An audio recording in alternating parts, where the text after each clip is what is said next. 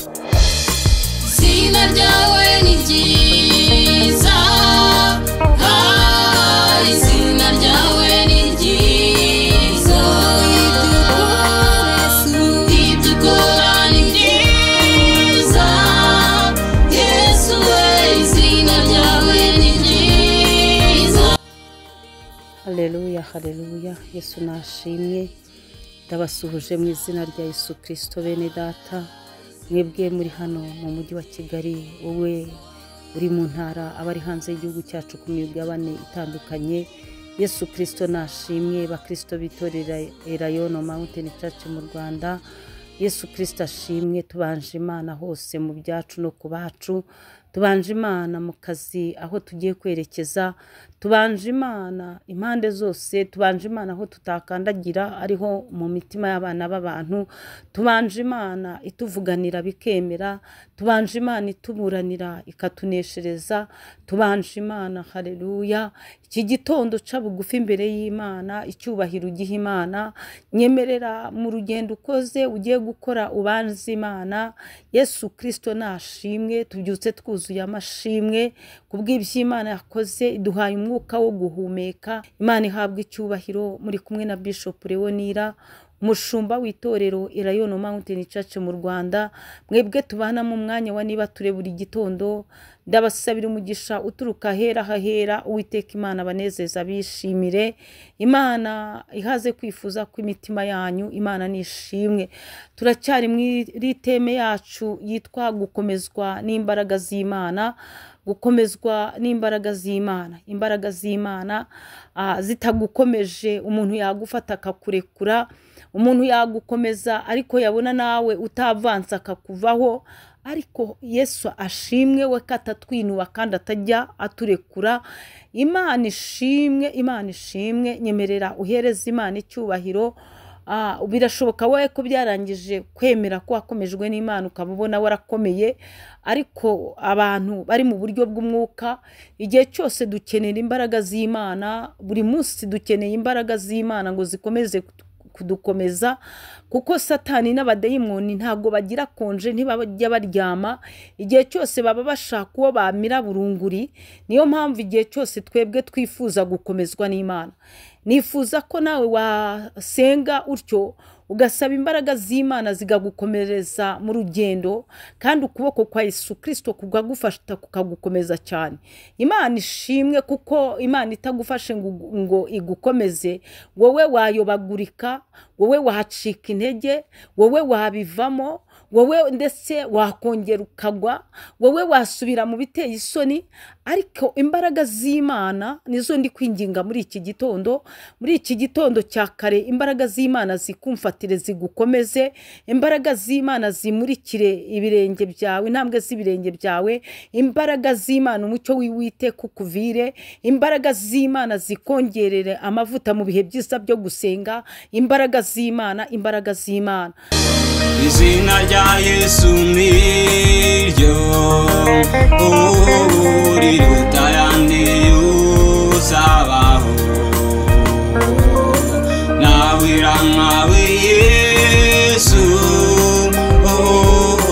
urahebuje ibihe byose. Gukomezwa n'imbaraga z'Imana. Nyemerera rero dusome ijambo ry'Imana muri iki gitondo twihuse. Tugiye gusoma igitabo cya Yobu ibice 4, umurongo wa 6. Dusome mu izina rya Yesu Kristo. Handitse ngo, mbese gukomera kwawe si uko wubaha Imana, kandi inzira zawe zigororotse sizo ziguhesha ibyiringiro? Imana ishimwe. Ijambo ry'Imana rirakubajije muri iki gitondo. Ujyana iryo ryonyine ngo, mbese gukomera kwawe si uko wubaha Imana? Imana ishimwe. Birashoboka yuko uri gushaka icyubahiro, ushaka urabyigana kugira ngo ukomere. Urakora iki, ugakora kiriya kugira ngo ukomere. Ariko iri jambo ry'Imana ritubwiye neza muri iki gitondo, ritubaza ngo, mbese gukomera kwawe si uko wubaha Imana, kandi inzira zawe zigororotse sizo ziguhesha ibyiringiro? Imana ishimwe cyane. Imana ihabwa icyubahiro. arakomeza akavuga kuri 7 ngibuka ndakwinginze ninde wigeze kurimbuka atariho urubanza cyangwa hari ubwo umukiranutsi yaciriweho iteka. Imana ishimwe cyane. Ariko nakubwiraga ngo gukomera kwawe nuko wubaha Imana. Imana ishimwe cyane. Birashoboka ko maze igihe kirekire ureba ibintu ukora ukabona ntibyavansa, ukareba ibintu ukora ukabona ntibitera imbere, ariko ijambo ry'Imana rirakubwiye ngo ubanze ushake ubwami bw'Imana, ngo nibwo ibisigaye byose uzabyongererwa. Numara gukizwa, numara kwakira Yesu Kristo nk'umwami n'umukiza wawe, ukamara rwose kumva nta mutima ugucira urubanza, ni ukuri gukomera kwawe bizaturuka kuko wubaha Imana. Numara kubaha Imana, Imana izagukomeza. Numara kubaha Imana, Imana izakwagurira business. Numara kubaha Imana, Imana izitegereza iby'umubabaro wawe. Ni wubaha Imana, numara kubaha Imana, Imana izagusura mu bicuku by'ijoro. Nububaha Imana, izakuzuza umwuka wera, uhishurirwa imigambi y'ababisha bawe bataragira icyo bakora. Ijambo rirakubwiye ngo mbese gukomera kwawe si uko wubaha Imana. Ese wubaha Imana? Reka nkwibarize mubyeyi, urumva uri kubaha Imana muri iyi minsi? Wa mugabo uri kubaha Imana? Reka nkubaze wa mukobwa we, wumva wubaha Imana muri iyi minsi? Ese ko ushaka gukomera kandi ukabutubaha Imana? Wa musore we, urubaha Imana mu busore bwawe? Ese ko ushaka kuba uri kuri hiti kandi ukabutubaha Imana? Urumva bishoboka? Gukomera kwawe nuko wubaha Imana. Ijambo ry'Imana rimanutse muri iki gitondo cya kare riravuze ngo mbese gukomera kwawe si uko wubaha Imana kandi inzira zawe zigororotse sizo ziguhesha ibyiringiro. Imana ishimwe.